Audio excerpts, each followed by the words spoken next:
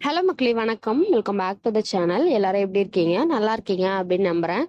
நாம இன்னைக்கு பார்க்கக்கூடிய வீடியோ பார்த்துட்டீங்க அப்படின்னா, நிறைய பேரு ரொம்ப அவஸ்தைப்படக்கூடிய ஒரு ப்ராப்ளம் தாங்க.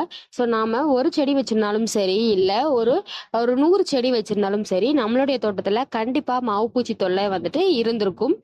எந்த அளவுக்கு நம்ம பார்த்து பார்த்து செடிகளை கவனிச்சாலும் ஏதோ ஒரு செடிக்கு எப்படியாவது இந்த வெள்ளைப்பூச்சி தாக்குதல் வந்து நம்மள படாத பாடுபடுத்திருங்க.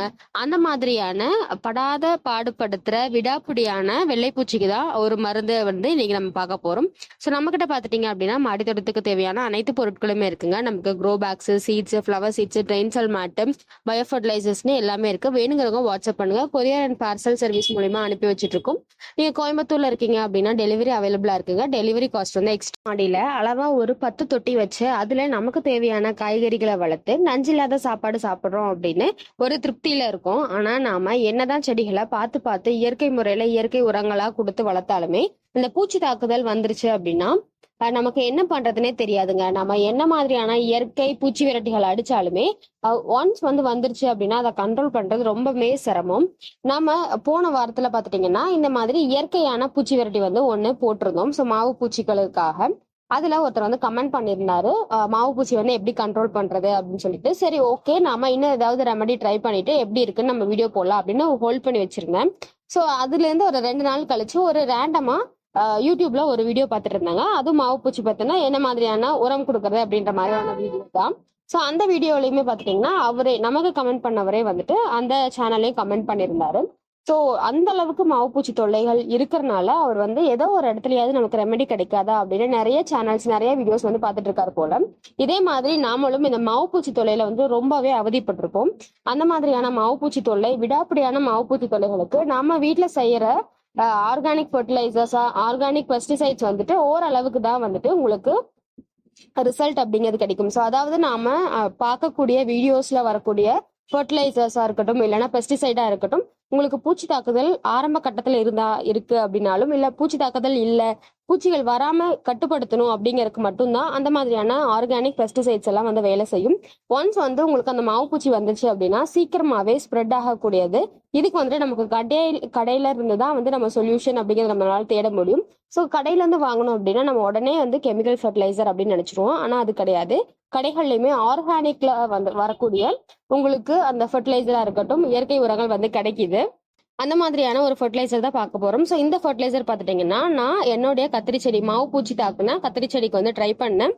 ஸோ போன வாரத்துல நான் ட்ரை பண்ணி பார்த்தேங்க. எனக்கு ரிசல்ட் நல்லா இருந்த மாதிரி இருந்துச்சு. அதனாலதான் இந்த வீடியோ வந்து நான் ஷேர் பண்றேன். இந்த பூச்சி விரட்டி பார்த்துட்டீங்கன்னா பர்டிகுலரா இந்த பிராண்ட் தான் யூஸ் பண்ணும் அப்படிங்கிறது கிடையாது. உங்களோட ஏரியால இருக்கக்கூடிய உரக்கடைகள்ல அசிடராக்டின் பேஸ்டு பூச்சி விரட்டி அப்படின்னு கேட்டீங்கன்னா உங்களுக்கு வந்து கிடைக்கும். ஸோ இந்த கெமிக்கல் காம்பவுண்ட் பார்த்துட்டீங்கன்னா நமக்கு வேப்பம் பழத்துல இருக்கக்கூடிய கெமிக்கல் காம்பவுண்ட் தான். அந்த வேப்பம் பழத்துல செய்யக்கூடிய ஒரு பூச்சி விரட்டிங்க இது. உங்களோட ஏரியாக்கள்ல இந்த வேப்பம் பழம் கிடைக்குது அப்படின்னா நாமளே இந்த பூச்சி விரட்டி செய்யலாம். ஸோ கிடைக்காத பட்சத்துல இது வந்து ரெடிமேடா இந்த மாதிரியான பூச்சி விரட்டிகள் வந்து கிடைக்குதுங்க. ஸோ இதை வந்துட்டு 1 லிட்டர் தண்ணிக்கு 5 ml மிக்ஸ் பண்ணி எல்லா செடிகளுக்குமே ஊத்தி விடுங்க. வேப்பெண்ணெய் கரைசல் யூஸ் பண்ற நிறைய பேர் சொல்ற ஒரு விஷயம் என்ன அப்படின்னா, வேப்பெண்ணையும் அந்த தண்ணியும் வந்து மிக்ஸ் ஆக மாட்டேங்குது. நம்ம என்னதான் சோப் சொல்யூஷன் போட்டாலுமே கொஞ்சமா போட்டா சுத்தமாவே மிக்ஸ் ஆக மாட்டேங்குது. இதனால நம்ம நிறைய சோப் சொல்யூஷன் போடுற மாதிரி இருக்கு. இது வந்துட்டு எப்படி ஆர்கானிக் ஃபர்டிலைசர் ஆகும், இதனாலேயே நான் வந்து வேப்பெண்ணெய் கரைசல் வந்து ட்ரை பண்றதில்ல அப்படின்னு சொல்றவங்க இந்த மாதிரியான வேப்பம் பழத்துல செய்யக்கூடிய அந்த ஆர்கானிக் பெஸ்டிசைடை வந்து ட்ரை பண்ணி பாருங்க. இது வந்துட்டு உங்களுக்கு அந்த வேப்பெண்ணெய் மாதிரி இல்லாம நல்லாவே வந்துட்டு அந்த வேப்பம் பழம் நொதிஞ்சு நல்ல ஒரு கஷாயமான ஒரு கன்சிஸ்டன்சிக்கு வந்து நமக்கு கிடைக்கும். இதை வந்துட்டு நம்ம 1 லிட்டர் தண்ணிக்கு 5 ml மிக்ஸ் பண்ணி ஃபுல்லா ஸ்ப்ரே பண்ணி விடலாங்க. ஸ்ப்ரே நீங்க எந்த மாதிரியான பூச்சி விரட்டி கொடுத்தாலுமே நம்ம வந்து அந்த ஸ்ப்ரே பண்ணி கொடுக்கக்கூடிய அந்த பூச்சி விரட்டிகள்ல நம்ம கொடுக்குறோம் அப்படின்னா அந்த செடியை வந்து தனியா எடுத்து வச்சுட்டு அது மேல வந்து ஸ்ப்ரே பண்ணுங்க. அதே மாதிரி அந்த செடிகளோட அந்த இடுக்குகள் இருக்கு இல்லையா, அந்த இடுக்குகள்ல முக்கியமா ஸ்ப்ரே பண்ணுங்க.